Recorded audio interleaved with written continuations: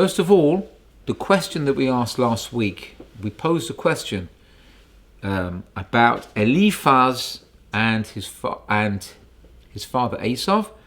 I'll repeat the question. The question was, Eliphaz, who was the son of Esau, was sent to kill Yaakov, and when he approached Yaakov, when he wanted to kill him, as per his father's request, he was in a bit of a quandary. On one hand, he had to do kibbud av, honor his father. On the other hand, he didn't want to kill Yaakov. Yaakov was his uncle, and he learned Torah from Yaakov. He also learned Torah from Yitzchak. So how come he would have to follow orders from his father? Surely, we know that you're not supposed to follow your parents' request if they ask you to do a sin. Kibbud av v'eim, honoring parents, only applies when they're doing it through the dictates of the Torah. If they say something to you that's a sin, you don't have to listen to them. So I had a number of different responses. I can't go into all of them now, but it was a nice response that I had via email. And one answer that I just want to mention very briefly, it's a simple idea, is that Esau only had 2 mitzvot, really. Kibbud av, not even kibbud av v'eim. He only honored his father, certainly didn't honor his mother. And Yishuv Be'eretz Yisrael. He was living in Israel, and that was over and above his brother, because he always lived in the environs of Israel, whereas Yaakov went away for so many years. So Esau's had one of 2 mitzvahs. And for his son to come back, and even though it was a sin that he was sent to do, Eliphaz was sent to do a terrible sin of killing his own uncle, that the concept of honoring your father was still very much a part of the equation here, because it was one of the only mitzvot that Esau kept, and it was, if his son himself didn't have honor for his father, then it would have, taken away one of Esau's only mitzvot. So I heard that answer. I thought it was a nice answer. I'm still in the market to hear any other comments that anybody else has. If you want to write me an email, it's rabbikelati@gmail.com. Okay.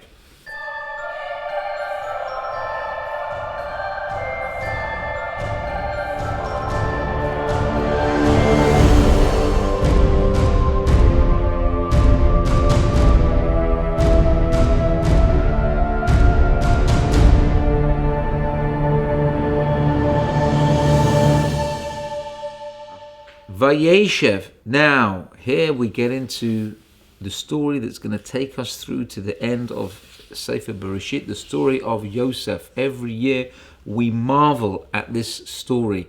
Fantastic, amazing story. There were 2 shiurim that I gave previously. 2 years ago, the shiur was called Love Me, Don't Leave Me, and last year's shiur was called... it'll come to me in a minute. I'll remember it probably after I finish giving this shiur. But anyway, you'll see it on TorahAnytime.com. Check out those 2 shiurim if you have time. This is very much an addendum to what I said in previous years, so we're not going to go over the whole story. But let's start with a little point here from the beginning of the parsha, where it says, we're on Perek Lamed Zayin. What happens? Let's go to Pasuk Yud Beit 12, Pasuk 12. So it says here, Vayelchu echav lirot et tzon avihem b'Shechem. We're already introduced to the fact that there was a little bit of a dissonance between Yosef and his brothers. There was the matter of the dreams and etc. And there was a little bit of a, things weren't going as smoothly as they could have been, in theory. So it says the brothers went out to pasture. That went out to pasture the flock of their father in Shechem. Now, I heard a nice, interesting comment on this, that there's a deeper idea between them just taking the sheep out of their father and taking them to pasture. They were actually going out and they were doing something which would render them, if you can say such a thing about the sons of Jacob, who of course we have no idea what type of level they're on, so we can only ascribe our own, petty human emotions onto their holy midot, holy characteristics. But on their level, they actually went out in the environs of their father's, let's say, jurisdiction, and they went, for want of a better phrase, they had their own agenda. They followed a path which eventually would lead to such pain, anguish, terrible heartbreak of their own father. And ultimately, we know the story, that they had this whole thing that they made out that the brother was killed by an animal, and they came back and told their father, and they had to see their father's grief. All this was under the jurisdiction of one of the brothers, Yehuda. After this whole thing happened, Yehuda, who was the leader of the brothers, he was demoted. They no longer listened to him as the ultimate authority over all the brothers. They dismissed him. Why? Because he'd caused all this trouble. He caused now a situation where their father was in terrible grief. So you could ask the question, how on earth did the brothers do something which would cause such terrible sorrows for their father?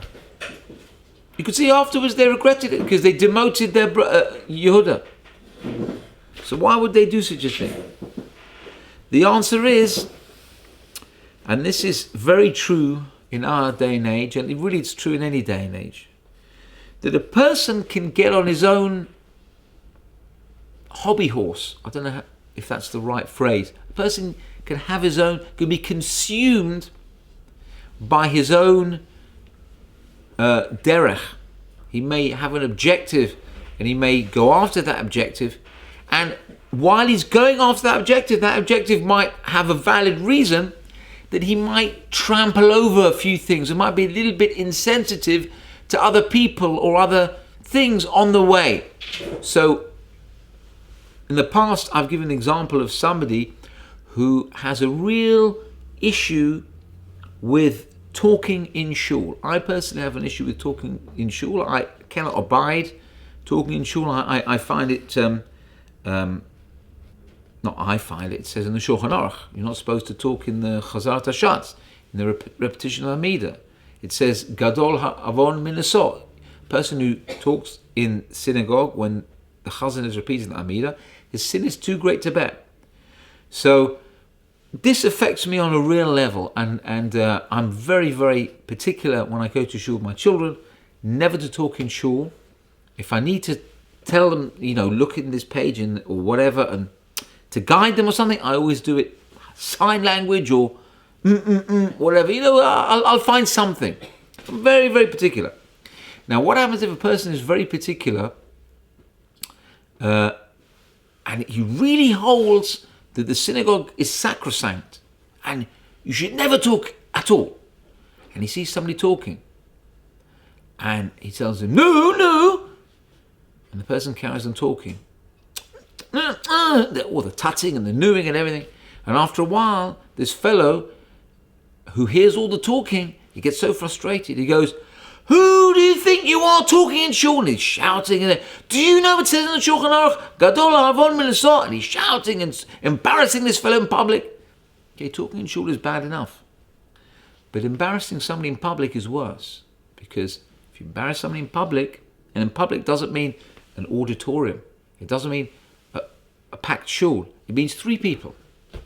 3 people is considered b'far hesed, public. If you embarrass somebody in public, there's no, if you're on the equivalent level of the Chofetz Chaim, Yeah, you certainly wouldn't do this if you're the Chofetz Chaim. But let's say you were Maleh Torah mitzvot. You had so much Torah you learned, mitzvot, chesed, tzedakah, all the good things. If he embarrasses a fellow in public, ein lo chelik olam haba. You can kiss your olam haba goodbye. Forget it. It's wasted. It's gone. You have to do some serious teshuvah for this. Doesn't matter what you've done in the past. It's very serious. Also, there's another idea. If you embarrass somebody in public, then the person who's doing the embarrassing takes the sin of all the sins of the person he's embarrassing, and they go on him. Yeah, it's happened to me before. I've been embarrassed in public, and it's not a pleasant thing. Now, recently I've trained myself to think, if I'm embarrassed in public, I'm not going to be hurt, because I know everything's for the good. You get a good kapora, and it's good for brachot. Actually, recently happened to me. I might have mentioned this story before. I was at a wedding a while ago, and I was davening mincha before the Kabbalat Panim, before the Tish, and next to me there was an elderly gentleman. He didn't look particularly frum, and he'd taken a siddur, and he's holding the siddur, and as he picks it up, he's holding it upside down. He's holding his hand, he didn't even open it yet, he's holding it upside down. So he was next to me. Now, I think it was during the, it could have been during the silent Amida, it could have been during the repetition of the Amida. But I sort of gently leaned over to him, and I took the siddur, and I wanted to turn it around for him to help him. You should have the siddur right way around. So suddenly, as I touched the siddur to turn it around, I felt his hand tightening, and he pulled away from me, and he turned around to me, he goes, "How dare you? Who do you think you are?" And started shouting at me and berating me, right? And because it was in shul, it was mincha, I couldn't talk. I said like this, put my hand motion to say I'm sorry, and he keeps shouting and getting more frustrated. Meanwhile, there's like 7 or 8 people in front of me all looking round, and I didn't get upset because, I'm being embarrassed in public. It's a kapara. So I looked up and I'm counting. I said, "Oh, more than 3 people." So my first thought was, excellent. All my sins are forgiven and they've gone to him. That was only for a second. Then I said to myself, oh my gosh, how could I ever think such a thing? This poor old man, he doesn't know any better. I should be happy my sins go to this fellow. He's probably got some whoppers in there. And I should be, that's my first thought. And I was very ashamed of myself. So what did I do? I waited till after the Amidah. I wanted to go and find him and say, "Look, I couldn't talk in shul. I don't talk in synagogue. And I'm really sorry. I didn't mean to offend you. I wanted to help you." He'd gone. It was too late. I never found him. And that was a while ago. Chaval Azman. So what did I do? What would be my position now? Poor fellow. I don't know if he's taken them.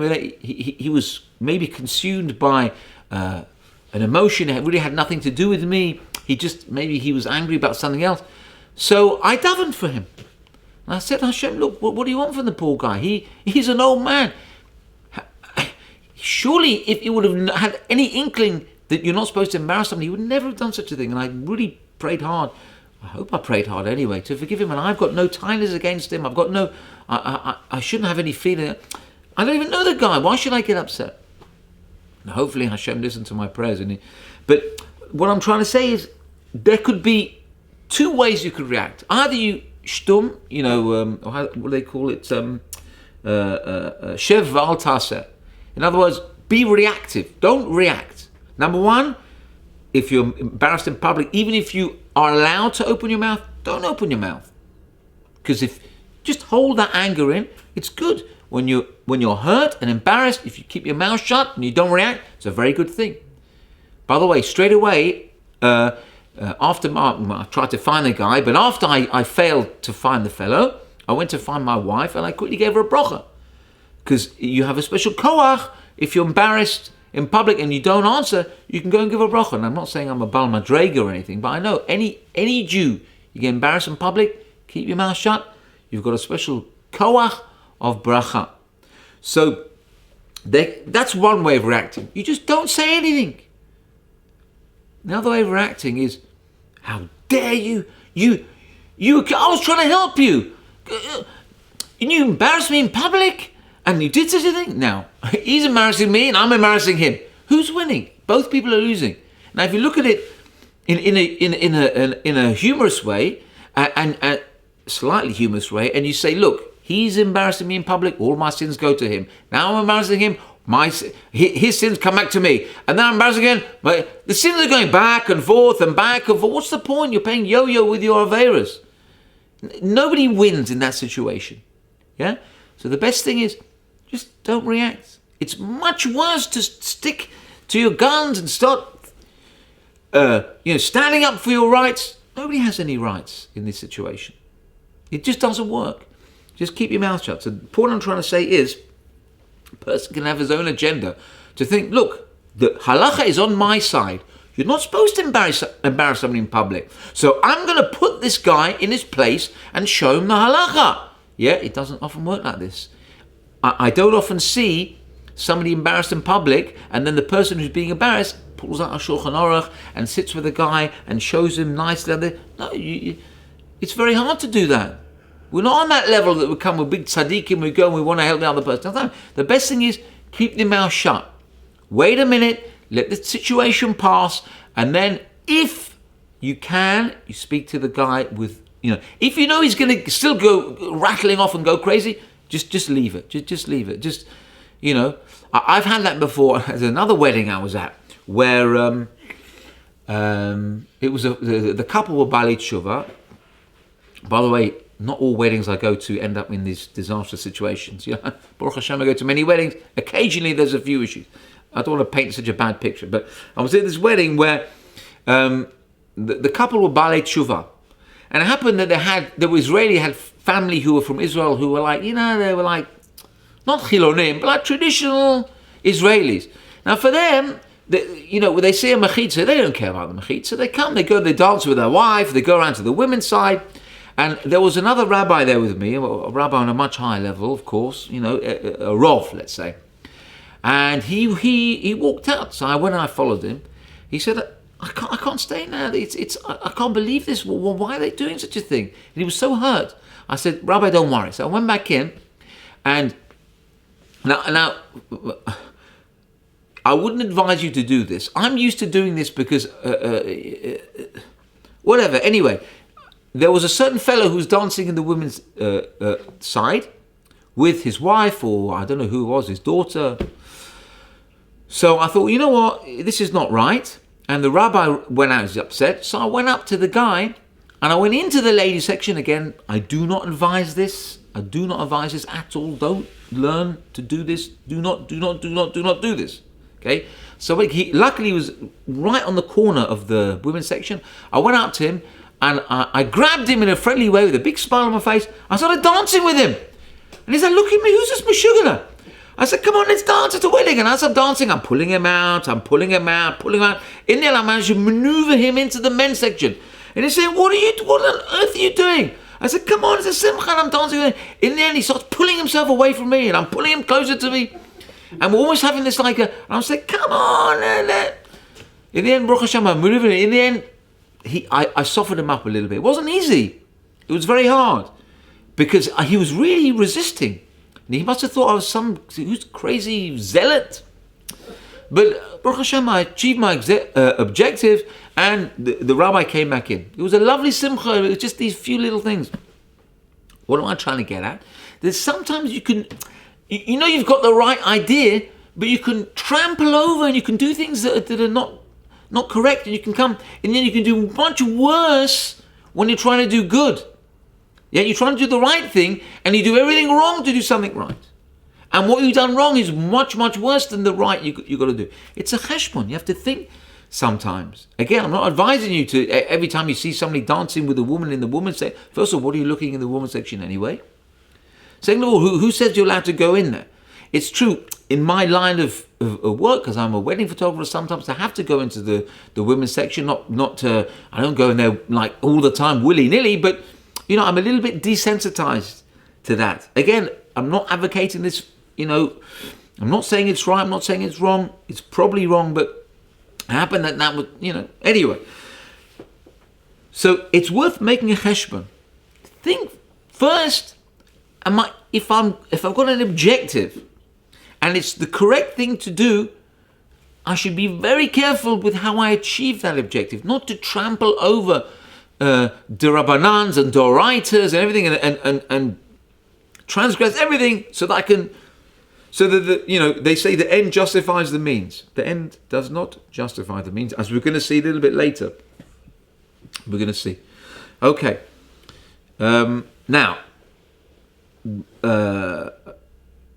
Yosef was sent by his father Yaakov to go and see his brothers in Shechem.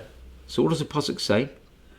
It says that I can't find the pasuk at the moment, but where is it? Here we go. Yes, I can find it. Yeah, it says, "Vayom Israel el Yosef, halo achecha roim b'Shechem, lecha ve'eshlachacha aleihem, v'omer lo hineni." Yaakov says to his son, go to see your brothers. Now Yosef was 100% cognizant. He knew without a shadow of his doubt that his brothers hated him. Now, he didn't turn around to his father and say, look, Tati, Avi Mori, things aren't so simple. My brothers don't think of me in such a high esteem. They don't like me. So, Dad, I don't think you should send me there. He never said, Dad, can we think this over? Or maybe can we go tomorrow? Or can I take somebody? He just said, Hineni. He didn't question. He didn't say, but Dad, I don't even know how to get there. He never had any excuses. He could have had a million excuses. Dad, where's Shechem? How am I going to get there? Nothing. No excuse. Hineni, I'm here. Dad, you want to send me somewhere? That's it. I'm ready. Let's go. Now, where did he get this from? And this is my own thought, although I'm sure this has to be said in the Mefarshim. I haven't seen it inside, but I'm sure. Where did he get this thought from? He gets a command from his father and he listens unconditionally. He goes out, doesn't know where he's going, doesn't know how to get there, doesn't know where his brothers are. He walks in the middle of the fields. Where did he get that from? In my humble opinion, from his great-grandfather. His father was Yaakov. His grandfather was Yitzchak. His great-grandfather was Avraham Avinu. Hashem said to Avraham Avinu, Lech lecha, go out. Hashem didn't say, go out. Here's the coordinates on your GPS. Put it into your sat-nav and you'll get there. No problem. It'll take you 2 minutes 49 to get there. Make sure you take enough sandwiches with you. No. She said, go. Avraham said, no problem. No question. I don't know where I'm going. How do I know? What do I take with me? Which clothes? Is it going to be warm? Is it going to be hot? How long? What do I take with me? Nothing. Okay, I'm going. Turns out he goes. Just goes. So it stands to reason that Yosef got this from his great-grandfather. And Yaakov Avinu knew this. He knew, he's my son. He's following in the footsteps of my father and my grandfather. You see how great Yosef was? So when Yaakov saw this, he knew, in my humble opinion, he knew this son is the one to carry the torch of the family. This is the one who follows the family line to the greatest degree. Now, what happens? Yosef is ambling along. Doesn't know where he's going. He just knows, I've got to go. So he goes. He's walking in the general direction. What happens? He meets somebody. Somebody comes up to him and he says, listen to the words he says. He says, where is it? Yeah. It's Pasuk Tet Vav. Vayimtsaehu ish. A man found him. V'nei toeh basadeh. He was bumbling along. Vayishalehu ish lemor matavakesh. And the man said to Yosef, what are you after? Can I help you? Matavakesh. How's it translated here? What do you seek? What do you want? Interesting. Now, how is this person described? Ha'ish. Now, we know, the Midrash tells us, this was not a man per se. It wasn't a man, a human. It was actually a malach, an angel. Who was this angel? Angel Gabriel. Now, let's look back to a previous incident where Yosef's father also met an Ish. When Yosef was traveling across the river Yabok, the Yabok river, and he sees an Ish, a man. What happens? He sees the man, and they start rucking, they start fighting. And the avek, and the dust is going up. We talked about this. But here we see Ish, over here in our parasha, we see Ish means Malach Gabriel, we're told. And Ish over there, you know who the Ish was fighting with Yaakov? Yaakov had the short end of the stick.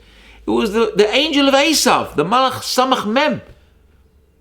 So now we got first of all, Yaakov had it rougher. He had the rougher deal at that point. When he met the bad angel, Yosef met the good angel. So the question is asked, each one in the Torah says Ish regarding this person, this angel. How do we know who is who? It says Ish and it says Ish. Could it be, you could make, you could say it's the same angel? Or how do we know the angel that met Yosef was the bad angel and the angel that met Yaakov was a good angel? Maybe he was fighting as a good angel because at the end of the day, he blessed Yaakov and he changed his name to Israel. So how do we know? There's a genius answer here. He says, you know why? It was the response of the angel. These angels were like, Yaakov did not know who this Ish was. Yosef did not know who this Ish was. They just met. So what was the reaction of the angel that met Yaakov? First of all, they started fighting. At the end of the day, after the fight was finished, that angel fighting with Yaakov wanted to run away. He said, okay, that's it, finished. I'm going now. My job is done. I'm going back to Shemaim. Yaakov said, wait a minute, listen, I want to know who you are. I want to know your name. He said, what do you want to know my name for? That was the whole thing. Basically, the angel fighting with Yaakov, once his job was done, finished, running away. I've got no time for you. What are you bothering me for? But the angel who met Yosef, look at the difference in the reaction. Matavakesh, what are you after? Can I help you? You see here is the angel that comes and says, can I help you? Is there something I could do for you? You look a bit lost. Come, sit down. That type of reaction, that's got to be a good angel. I don't have to elaborate on the mussar that we get from this. People who you meet on the street and they're running away. I haven't got time for you. What do you want from all of it? I'm busy. I've got work. I have to run. I've got to book my tickets for my show to see my show on the internet. I'm busy with my phone. I'm busy with a zillion other things. Yeah, but I just want a bit of help. No, I haven't got time now. Meanwhile, there's other people who not only they don't run away when you ask them a question, they come. They anticipate your question. You look a bit lost. Can I help you? Is there anything I can do? You need a cup of tea? Would you like to sit down? You look a bit green under the gills. Come sit down. We'll break bread, or we'll give, have a piece of cake with me and a cup of tea. Let's sit down. Let's share a moment.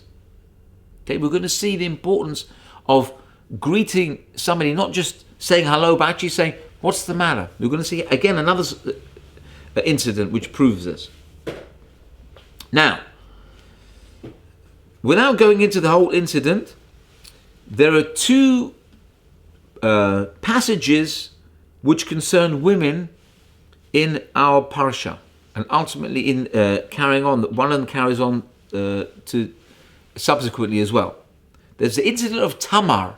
Tamar, for those of you who don't know the story, Tamar was the daughter-in-law of Yehuda, and what happened? She disguised herself as a lowly woman, and then Yehuda had relations with her, etc., whatever. And we are told that whatever she did, she acted l'shem shamayim. She acted for the sake of heaven, because ultimately who came from this union of Yehuda and Tamar came the line of Mashiach. That was the messianic line, came from this union. Now, there's another incident. There was somebody called Zuleika. That was her real name. She was the wife of Potiphar. Potiphar was the guy who was who purchased Yosef to work in his house. Now, his household duties were to include looking after the house, and he had other household, more sinister household duties. Yeah. Now, if that wasn't bad enough, his wife, she's commonly known as Eshes Potiphar. Her real name was Zuleika. She was also after him. So she also had designs on this poor 17-year-old boy. And he had his master and his mistress both after him. Oy vey, poor boy, he's 17 years old, away from home. What's he going to do? Never. But surprisingly enough, and in fact shockingly enough, we are told that the actions of the wife of Potiphar were actually L'Shem Shemayim. She saw something that was actually correct to a degree, and she acted L'Shem Shemayim with the correct intentions. At least her objectives were correct. We'll talk about the motives in a minute. However, what happens to Tamar and what happens to Zuleika, the wife of Potiphar, couldn't be more different. Although Tamar and Zuleika acted for the sake of heaven, Tamar ends up being the progenitor of Mashiach, and Eshes Potiphar ends up basically, a nothing. What did she do? She didn't get her way, so she basically sent Yosef to the cleaners. She grassed him up, as they say in English. She shopped him. And what happens? Yosef gets thrown in prison. Before there was all this whole story of undying love. Yes, you have to be with me. I've seen it in the stars. We're going to have descendants. They're going to be holy, and etc., etc., etc. And then when she didn't get away, suddenly she screamed rape. She screamed, he's attacking me. She didn't care two hoots that Yosef was languishing in prison. That's what Zuleika called undying love. That's her version. If I don't get my way, let him go. That was her undying love. You see how the Satan pushes this Hollywood idea that, yeah, boy and girl falls in love. How could it be Bella? She sees in the stars that there's going to be some good coming out, so she has to be with him, and it's so romantic and everything, and then something goes wrong. Suddenly, she turns 180 degrees. Completely other direction. That's the Hollywood love story. Doesn't always end up when they're all walking hand in hand into the sunlight. You see what happens here when you have something. So what happened? They were both L'Shem Shemayim. Why Zuleika, why the wife of Potiphar has an ignominious end? The answer is that it's true that they both did act for this L'Shem Shemayim. But the problem that we discussed earlier applies here.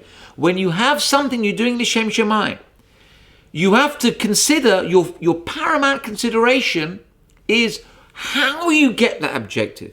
How did Tamar achieve her objective? She knew she was going to be the progenitor of the Messianic era. She knew what she was doing when she disguised herself and she waited for Yehuda. She knew full well. Even when she was pregnant, she patted her stomach. She said, I've got kings and prophets in my belly. It's true. The Messianic era and Nevi'im came from her. What happened now when Yehuda and the Beis Din was condemning her to death? She would rather keep her mouth shut than embarrass somebody in public. She said, okay, I'll wait till the last minute, till it's too late, and only then will I reveal that it was Yehuda who got me into this situation. But she knew she was right. She knew she was doing the right thing. She knew she had nothing to worry about. So she should go and straight away embarrass Yehuda in public. No, of course not. You don't... the means does not justify the ends. That's what comes out here. The end is noble.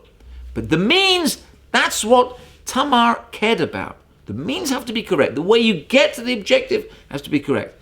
This is where the wife of Potiphar slipped up.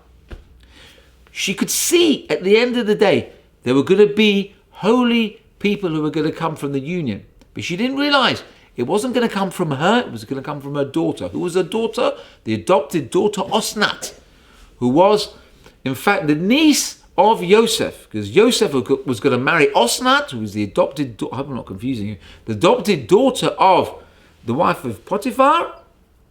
So therefore, she saw from her, the wife of Potiphar saw from her line, we're going to come holy people. Who were these holy people? Manasseh and Ephraim.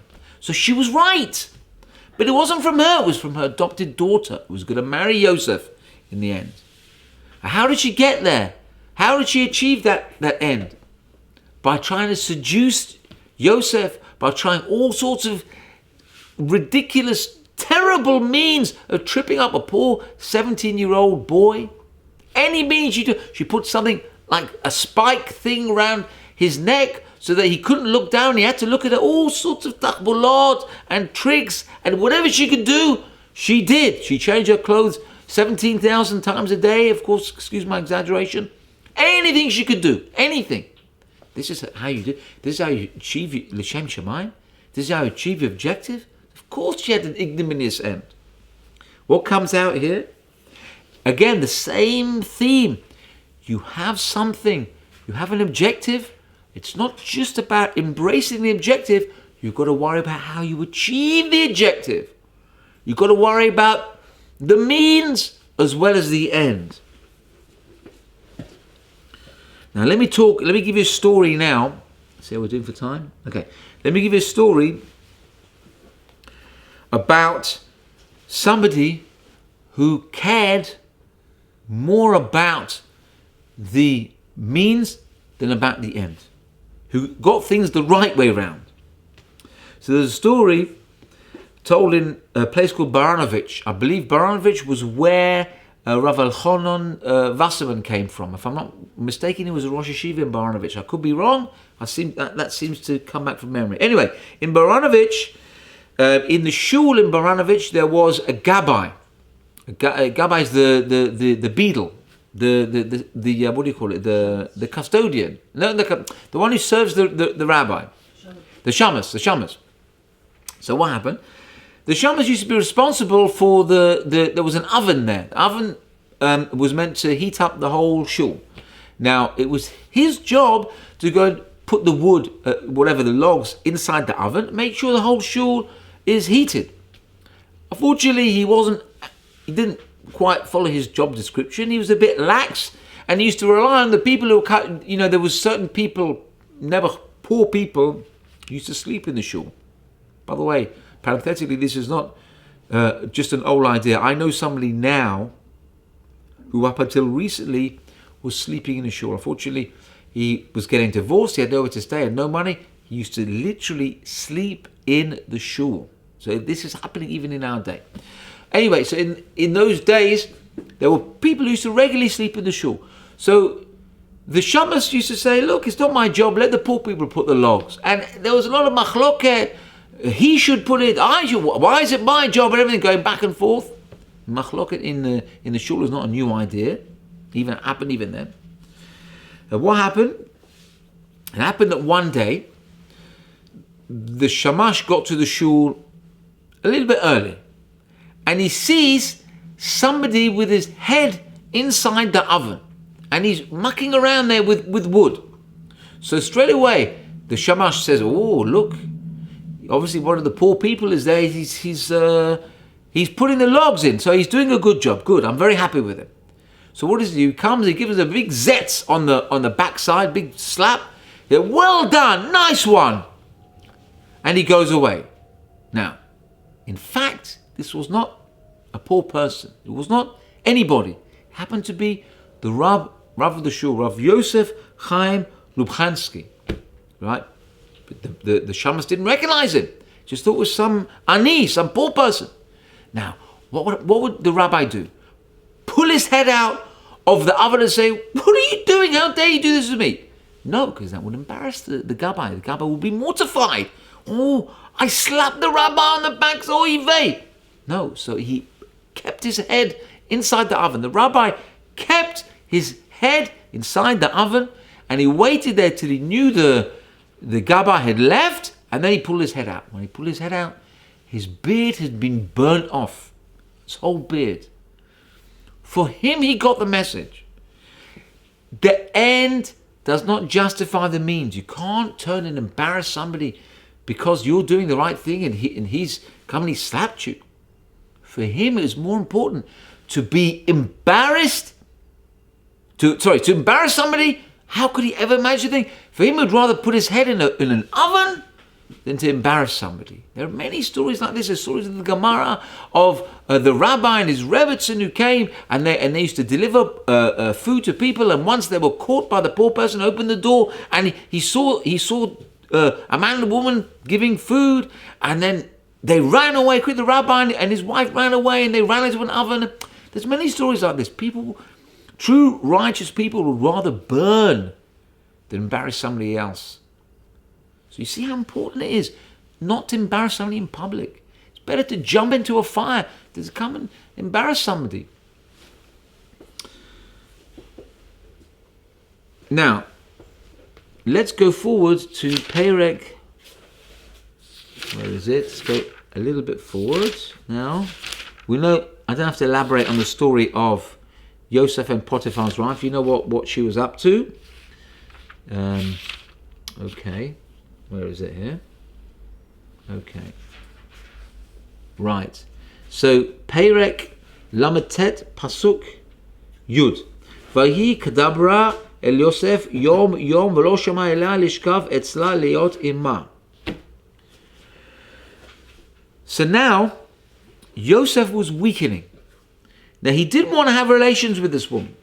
And it says here, he wouldn't listen to her, to lie beside her, to be with her. And of course, if you're lying beside a woman, you're with her. And if you're with her, assumably you're in the same room, you're lying next to her. So what does it mean? So we are told to lie with her means he's going to lose Olam Hazeh. And to be with her means he's going to lose his Olam Haba. So he realized, if I commit this act with this woman, finished! I'm going to be wiped out in this world and the next world. And we're told, it says the Gemara in Avodah Zarah, Daf Hey Amud Aleph, says something a little bit frightening. It's good to be frightened sometimes. You know, this religion that we are in is not always touchy-feely. Sometimes there are things which, you know, they're a little bit scary. Yeah? Now, it's not for me to come and start throwing thunderbolts and, you know, making people terrified and frightened, but there's some things we need to know because the risk is so great. Says the Gemara, if a person does an Aveira, God forbid, that Aveira creates a malach. This is something we've talked about previously. We all know you do an Aveira, not you. A person does an Aveira, he creates a malach, a bad malach, a black malach. A person does a mitzvah, he creates a white malach. It's not rocket science. But what happens? When a person does a certain Aveira, he creates an angel that gets tied to him. It literally gets tied to him, attached to him like a dog. Now, don't ask me what this means. Is it a spiritual dog? What type of dog? I don't know. But I was thinking to myself, why a dog? Why not tied to you like an elephant? Or tied to you like a leopard? Or something? Why a dog? So what? A dog is a creature that exhibits loyalty. It's faithful. It's with you all the time, through good or through bad. Yeah? Like, I mean, on a side, I wasn't going to say this story, but on a side note, there was a story with my grandfather, Alav Shalom, who used to own chickens. I think I might have said this before, but it's worth hearing it again. He used to have chickens when he used to live in Herzliya, before Herzliya was Petuach. Before it was, you know, he used to live in a house. He had a lot of land there, and he kept chickens. So one day, when he was quite elderly at the time, one day he went to look after the chickens, and on his way back, he fell over. Now, for an old man like that to fall over, that's not good, because he could have been there for hours and hours, nobody would have known. even though my grandmother was at Aliyah Shalom was also in the house, but she was far away. She didn't hear him shouting. What happened? They used to have a dog there. The dog came and saw my grandfather was lying and shouting. Straight away he ran, he went back, put his paws up to the window and was barking like anything. And my grandma said, "What are you barking for? What's the matter with you?" So she realized something was up, and she came and she saw, and it's like she saved his life. So the dog, in effect, saved my grandfather's life. So you can see dogs are very loyal. So that also has a downside, because loyalty means you stick with the person through thick and thin. A dog will stick with you thick and thin. He's loyal. He'll bring you your slippers. He'll look after you. He'll save you if you fall down. But at the same time, if that Avera, if that bad angel is like a dog, that angel is going to stick with you whatever. You can't get rid of him. He's stuck to you. He's got that loyalty. Now, without sounding all doom and gloom, let me give you the upside of this. When you do a mitzvah and you do it l'shem shamayim, also the mitzvah also is tied to you and also loyal to you. So if a person learns a Gemara and he learns it properly and he remembers it, then that Gemara will come in the form of an angel after 120 years and will say, "Look, I am testifying in the Beit Din Shel Ma'ala, in the heavenly court, that this Jew, whatever his name is, learnt me and created me. I'm the angel of the Gemara Masechta Gittin, or Masechta Avodah Zarah, or Masechta Brachot, whatever it is." And now that Gemara is not going to leave you. It's going to be your Meilitz Yosha is going to testify for you in the world to come. So, whereas the angels have a bad side, if it's created, God forbid, through Averot, it also has a good side if you create them through mitzvot. So this is what Yosef was worried about. He would create a malach, God forbid, that would be stuck to him. Who wants this? Who wants a black malach stuck to you, God forbid? So, as the story evolves, let's move to the next Perek Mem, that Yosef, we said, he was thrown into prison because of the testimony of the wife of Potiphar, and he's now languishing. And then they have the whole thing. There was the two servants of Pharaoh who were stuck in prison with Yosef. And what does Yosef say to them? Yosef sees that they're looking a little bit sad. There's something wrong. They're a little bit sabrochen. So what happens? In Perek Mem Mishnah, Pasuk Zayin, it says, "Vayishal et Srisei Pharaoh asher eto b'mishmar beit Adonav lemor." So Yosef approached these two fellows, these servants of Pharaoh, and he said, "Madua panechem raim hayom." Well, why are you looking so downcast today? What's the matter?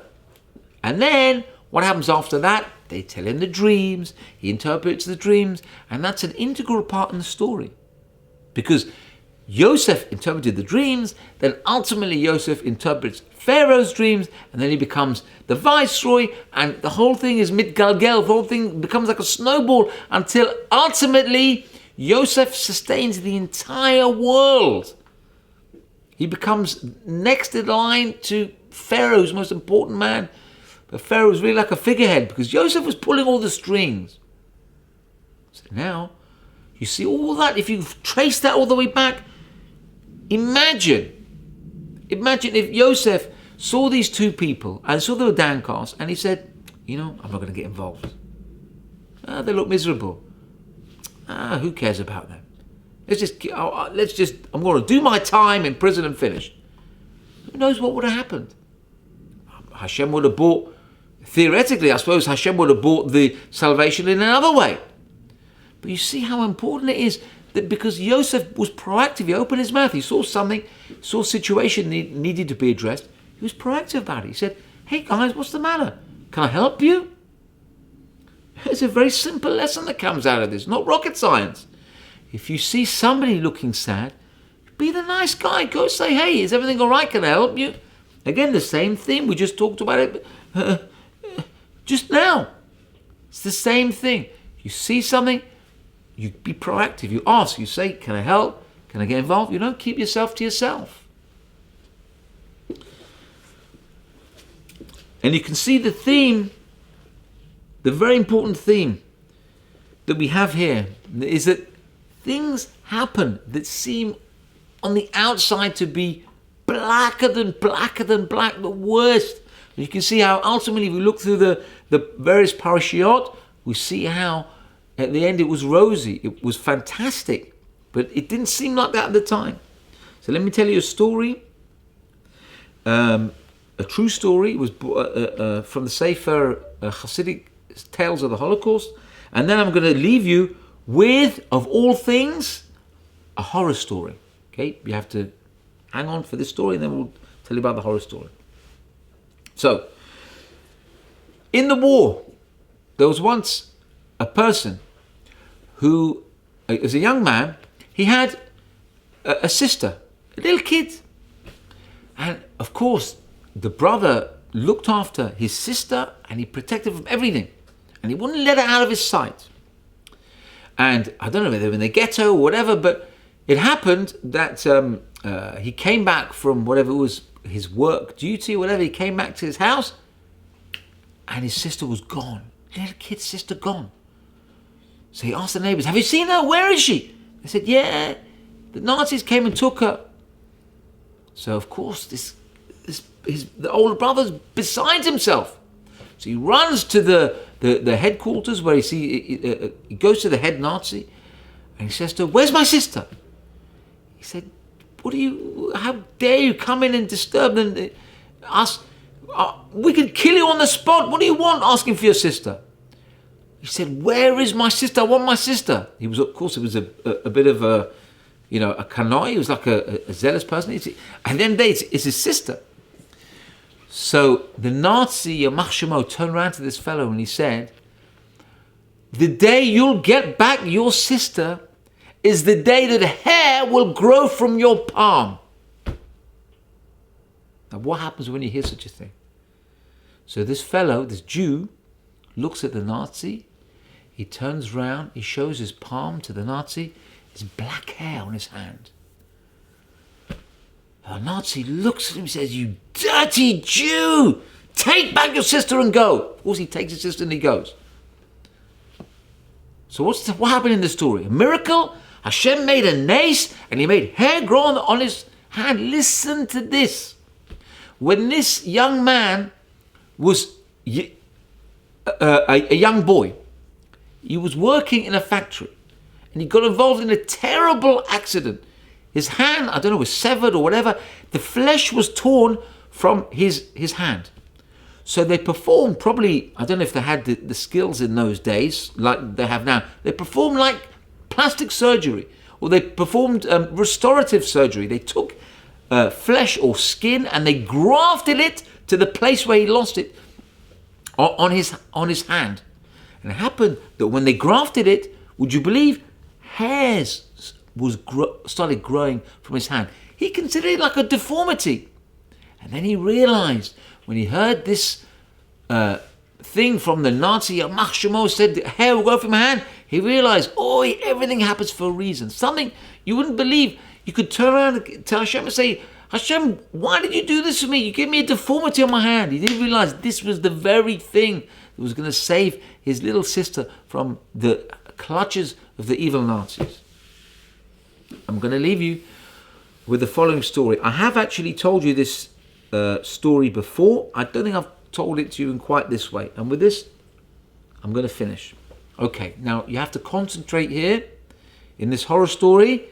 I'm going to set the scene. And you have to put yourself and imagine yourself, your observers in this particular scene. So imagine, first of all, a room. And this room is dark. And in the middle of this room, there's a bed. And on this bed, there's a boy lying, and he's asleep. He's lying on his back. He's breathing normally, but he's asleep. Suddenly, a light comes on. One light, quite a bright light, and it's just above the boy's bed. When the light goes on, the door opens, and in through this door walks a man, and he's got a mask over his face. But he has holes for his eyes so you can see. And his eyes are looking very serious. And it looks like he's very mean. And first thing he does, he sees the boy lying on this bed. And he walks up to this boy very slowly. As he walks up to this boy, you see his hand comes up. And in his hand, he's carrying a knife. And he goes up to this boy and he takes the knife. And again, we're observing all of this. He takes the knife, holds it up, and he stabs this boy in the middle of his stomach. And as he's stabbing, he doesn't just stab, he slashes the boy. And he cuts this boy, cuts a whole slash in his stomach. And as if it's not enough that he's killing this boy. We're looking at somebody killing this boy. He puts his hand into the gash. I'm sorry if I'm scaring people. If you turn off the tape now, if you don't want to hear the end of the story. He pulls open the gash in this boy. He sticks his hand in. And he takes the knife again. And he cuts out the innards of this boy. He takes the innards. And he walks out of the room. And he leaves the boy like that. And then he turns around. As he turns around, still with a mask, so nobody can see who he is. He's like the hidden murderer. He turns around. He sees a window. And in this window, there's two people looking at him with wonderment in their face. They're looking, they've seen this man, the witnesses, they've seen this man slash up this boy, like basically leave him for dead. They're looking at this man and there's no way this man can get out of it. He's got the murder weapon in his hand. There's blood all over the knife. He's even taken out some of the insides of this boy. He's left him like that. And they're looking at him. And the man who's got the knife in his hand, he's looking with wonderment in his eyes. And slowly, he takes off his mask. And as he takes off his mask, he's looking, concentrating on the people who've witnessed this horrible, heinous act. And he opens up his mouth to say something. And what does he say? You'll have to listen next week.